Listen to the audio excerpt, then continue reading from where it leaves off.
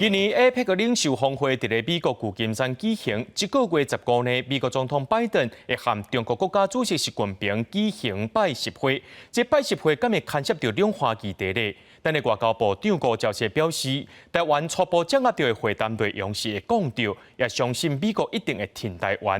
也若咱台湾的领袖代表张忠谋14日去到旧金山参加会议，敢会限制拜登来会面，引起正人关注。另外，伫咧 APEC 会场外口呢，有上百个团体伫遐抗议，要求 APEC 来推动以哈停战，而且反对 APEC 所制定的经济发展策略。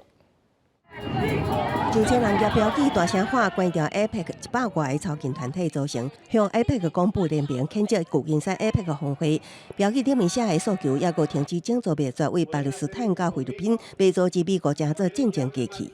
My message is to Joe Biden to call for a ceasefire now and to stop this genocide now. Today, we're bringing in thousands of people to the street and all week to shut down APEC and oppose the neoliberal trade policies that it's promoting.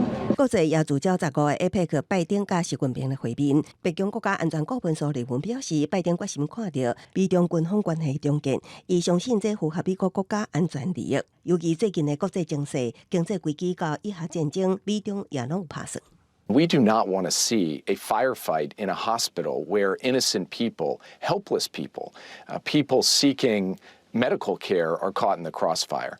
另外，拜习会敢是会吸到两岸议题，外交部长吴钊燮表示，咱国有掌握，也相信美国会挺台湾。初步掌握是应该会，因为在每次美国跟中国的一些高层的会议里面，台湾的这个部分都会成为讨论的议题之一。我相信美方对我们台湾的这个支持，我们应该不用感到怀疑。各国领袖做会，旧金山维安等级提升。咱国领袖代表张忠谋14日也会飞去旧金山，代表团也当咧拍片安排张忠谋甲拜登的会面机会，因为 APEC 成员甲 CPTPP 中塔成员，台湾会借此机会甲 CPTPP 会员国相比会谈，尤其加拿大是明年的轮值主席国，外交部搁较拟定行动方案，要掌握这个机会。记者综合报道。